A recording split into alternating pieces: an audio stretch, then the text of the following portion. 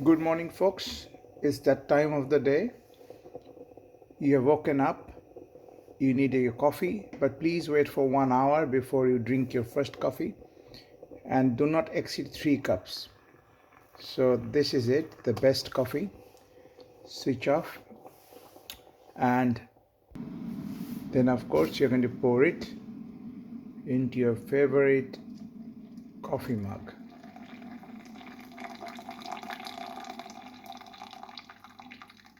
Coffee improves brain and liver health. It's very hot, remember, very hot. Water goes there, ground fresh coffee goes there, and the espresso comes here. It's normally 100 mils, and then you dilute it. It's very bitter and raw with almost 250. Total volume is 250 here. So the day starts. It's a lovely, lovely Tuesday, 26th of April, 2022. And I'm going to show you a very quick way to make a very good prebiotic vegetable mix. Now, what is prebiotic? The gut bacteria that is very essential for healthy gut are called probiotics. Probiotic is a kind of food that you take which will contain live healthy bacteria. But for those bacteria to settle down and colonize and do good job, they need food, and those foods are called prebiotic. Those are normally fibers, because we cannot dissolve or digest fibers. We lack those enzymes that cow, goat, and other herbivores have got. So we cannot break the cell walls of these plant cells. The animal cell has got a cell membrane, but plant cell has got a cell wall against it, against outside it. So this is a mixture of all the pickle stuff. So this is olive oil with a bit of chili flakes. This is Jerusalem artichokes, I think. This is gherkins. This is onion, and this is fresh avocado, cucumber, a small runaway tomato I have found. I just put it in anyway. And to keep all these vegetables singing the same song, this is a binding juice, is fresh lime. So I'm going to use this thing, lime crusher, put it in and squeeze it. Now, this is not I'm going to eat in one day or anybody. So I'm just going to transfer whatever I can fit in there, all of this, and squeeze the lime juice. And avocado, normally if you squeeze the lime and then store it, it looks fresh and doesn't lose color quickly. Now I'm going to top it up with a little bit of pesto, tomato pesto. It's olive oil, pine seed crushed, some garlics and other herbs. And because I'm fasting, I'm carrying my dinner with me. Now this is not my proper dinner, but I come home around 9 p.m. after my evening clinic. So my breakfast is actually this. So this and this, not this, because I'm breaking fast at around 8 p.m. So no water, no food from sunrise to sunset because of Ramadan. I'm not Muslim. I'm doing it to practice Islam like the way I practice Christianity. I have given up WhatsApp group posting for 4 weeks.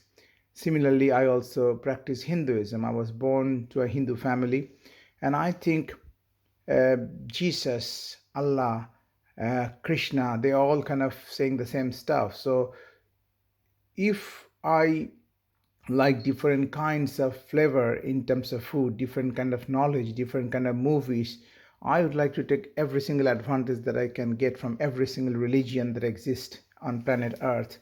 The word dharma, which means religion, is something that holds you, that gives you courage, that gives you hope. When the time of despair comes, that's what holds you. Now, my approach to religion is very scientific, and I try to figure out what stuff in this religion or in that religion or in that religion is very scientific. So I find this Ramadan fasting is really helping changing my body composition and my brain structure. Same with Lent sacrifice, same with reciting Bhagavad Gita every morning and trying to understand what the meaning is.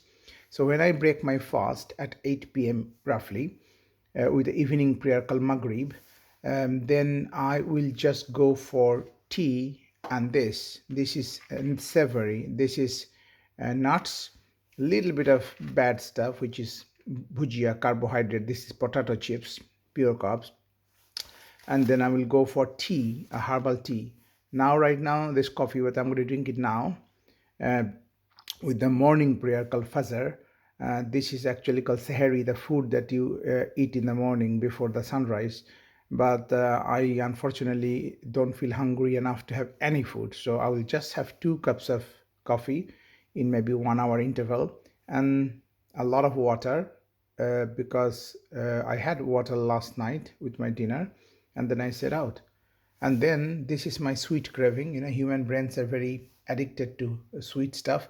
So deliberately give it rather than succumbing to bad sweets. So these are very good sweets, fruits, nuts, yogurt. Yeah, and good fruits like blueberry, cranberry, all sorts of berries, some dates. Now mangoes and dates are very, very sugar, carbohydrate rich. But at the end of the day, at the end of the fast, my body, my muscle, everything is like a sponge.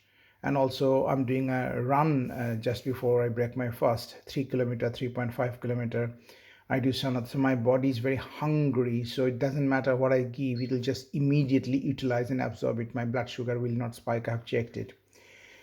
So this too is my breakfast at 8 p.m. and immediately followed by that, because I'm coming home quite late, whatever I can fit in, all this salad. And then when I finally come home with my wife and my kids, I will have a dinner. Indians do very late dinner, 9:30 is the standard time. So this will probably be little bit of rice, little bit of fish, whatever is there. So have a very good food. That's your start of your, that's what is in your control. Sleep is another one, but sometimes that's more difficult to control, although I can tell you 10 top tips how to improve your sleep. Now, what did I buy? What did I buy from IKEA? uh, this too, you know you can see the name and understand it is Swedish. Hedersham. God knows what Hedersham means. And this is called Malla. So I love colors. I'm an artist. I paint, I draw, and I love smells, because smell, the color of and the visual cue. Look at this book. This is a very good book.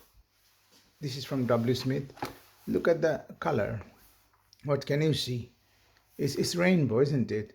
And this is a very good book by Dr. Saira Hamid. He's an NHS consultant, endocrinologist based in Imperial. And this is one of the best books you can ever read on how to lose fat and stay like that rather than bounce back. So color and smell, these changes our brain, and so is music. Three things that we don't take advantage of. Brain is the only organ that can reprogram itself by running experiences, running thoughts. So whatever you're thinking, you can spew hatred and negativity by just watching horror movies, just by watching violent news. And it is so important in these days of machine learning, because if you keep on watching on Netflix or Instagram or Facebook or any social media horror movies, bad stuff or violence and COVID and anything that will stimulate your amygdala, the fear center, Instagram algorithm, Facebook algorithm, they will keep finding all those negative stuff, because that robot, that AI, the artificial intelligence, the machine learning knows this person likes hatred, this person likes violence. And we are teaching an infant AI, like we are the parents, yeah, we are teaching. You are giving that information when you touch a hatred or crime or suspense or murder or rape or abuse. You are telling the AI, that's what I want, that's what I like. And AI doesn't have any choice. AI will give you more of that, right? I think you have seen it. I mean, these days the AI knows you more than your spouse. So AI knows exactly when you're going to click Amazon, and what you're going to shop for, what kind of book you read, is it inspirational, motivational, is it fiction? It knows everything. And it helps, but just be careful. There is a very interesting book by Mo Godat called Crazy, no, not Crazy, Scary Smart. So the first 5 chapter is talking about how scary it can be if we don't understand the concept of AI and machine learning. It is not for the tech people, it's not for the policymakers, it's for all of us. Because if Facebook is populated and Twitter is populated by hate, crime, abuse, violence, protest, and all that, Twitter algorithm, Facebook algorithm will think that's humans are like. They hate each other. So we, those who are balanced, it's not that we will not protest, we will not raise our voice against injustice, but also raise your voice to talk about love, talk about compassion, talk about gratitude, talk about all the good stuff that is happening. Because human mind is like a search engine as well. It's called reticular activating system, RAS. If you write 5 good things that happened yesterday, sometimes some days will be so bad that you might try not find anything, but just look carefully. You at least had your breakfast, you had your lunch, you got to sleep in a bed. Maybe there are a lot of people who didn't have a lunch. You had some money in your pocket. So find 5, at least 3 positive stuff that happened. Somebody said something nice that you liked, or you maybe said something nice and that person liked, and that in turn made you happy. Yeah, it's called mirror neurons. If you see somebody smiling, your smiling neurons gets activated. Yeah, watch Michael McIntyre, the laughing, the comedian. So see something before going to bed. Watch a comedian talk. Don't watch a horror movie on Netflix or some bad stuff. Anyway, and other thing is minerals and vitamins. So I am having problem with angular cheilitis, being very healthy and my diet and everything. And this started after I recovered from COVID. Every month or every 2 months, the angle of my mouth will get sore and cracked. No matter how much moisturizer I put in, nothing works. I consulted one of my dermatology friend, and let's start this. There's a lot of evidence that we are almost as a population deficient in magnesium and zinc, the two very, very important trace element that we need a tiny amount, but we are deficient. Now, ideally speaking, all this supplement industry, it should be more like a pharmaceutical industry, and there is a new branch coming as nutraceuticals. So you can find a proper dose, you can find whether I'm really taking this because I just want it, or I think it is going to work, or am I actually deficient in magnesium? Now, doing a spot magnesium might not give you the total picture. You need to calculate your total body magnesium. How can you do that? We can't. Like sodium. All my patients with liver cirrhosis decompensated. If you calculate their total body sodium, that's probably 1.5 times than ours. But when you calculate their blood sodium, it is low. So don't make the mistake that we need to give a lot of sodium to them, and that will be very, very dangerous. Okay. So similarly, I can get a magnesium level, maybe I can get a zinc level, but is that a true picture? How to know? So this is the way the new research should be directed to. There might not be any money, there might not be any pharmaceutical benefit, but it's a population health. So government should invest in it. And the second thing is vitamin B2. B1 thiamine that patients with alcohol abuse, dangerous drinking, we always give B complex and B1. This is B2, riboflavin. It's very good for skin health. Anyway, then again, don't jump to conclusion that, oh, it's good for skin health, let's get some. And that's the problem with supplement industry. So this I am doing only because my dermatology friend showed me the evidence that it might help me. Now, what is kombucha? Kombucha is a super probiotic. It's fermented tea, green tea and black tea.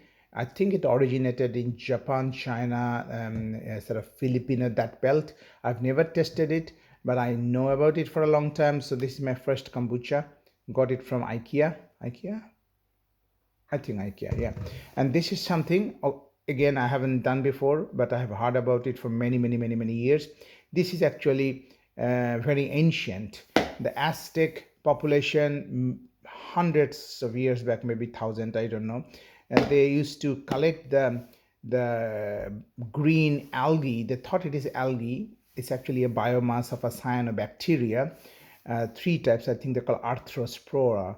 And they are very good in terms of antioxidants, in terms of phytochemicals. They heal. And I'm going to try this. This is one of the superfood and anything that is green, anything that is red, anything that is uh, uh, any one of these red, they have got something called flavonoids and cytochemical. Sorry, not phyto. Phyto means plant chemicals. So that's what I'm going to do, and let's see. I'll let you know. And this is pen. I don't like recycle. I don't like throw away disposable pen, but unfortunately, I couldn't make up my mind because somehow I lost my 5-year-old pen, like a proper pen. You just buy a refill, the pen remains. I should have written my name and my mobile number because maybe somebody found it but doesn't know whose is this. I'm a bit sad. But anyway, you have to leave everything behind one day, so don't be sad. Just accept, say goodbye. Maybe I will find it. Like I found my son's pen hidden inside a book after 2 years, and my son was so happy. He's another pen addict. He collects pens. He took away all my expensive pens gifted to me by many people over my during my lifetime, and the laugh, the way his eyes glitter when he sees a good pen, it just makes me so happy. And he's very odd. I have a lot of respect for my son. He shapes using the ancient stuff. My father used to do. He will make up some lather using soap, and he will on his baby chick. He will try to show me how to do it, and then he end up having thousands of cuts. You know, and I'm just letting him suffer. He will find out how to do it. I have been shaving for last God knows how many years. No cut, no cut. Uh, but he's going for the authentic original cutthroat razors and stuff. I mean, he's very old style, very orthodox. And I think we need to think about being orthodox once again, not in a restrictive way, but in a conservative way, in a non-disposable way. And there is a movement coming up in endoscopy, like a green endoscopy, because nowadays, because of infection risk, etc., we are using something and throwing it away. And imagine all this endoscopy unit all over the world, how much plastics and stuff we are throwing away. Is that the best thing to do for humanity, and looking forward for the whole population rather than just a small number of patients who are having endoscopy? Because we haven't had all these disposables. We used to recycle. I remember when I went to Worthing, I saw Dr. Bull. He used to hand wash the scope, just take a scrub and put it in the sink and hand wash. And now we use proper stuff like AER, automatic endoscopy reprocessor, to be more scientific, more robust, and all that. So that is needed. But is everything that we dispose of needed? Think about it. Anyway, have a great day. Sun is coming out gradually. I hope you have got a good day. Have a good plan. I'm presenting to System Access Board the gastrovision and the SWOT, strength, weakness, opportunity, challenge, etc. Let's see.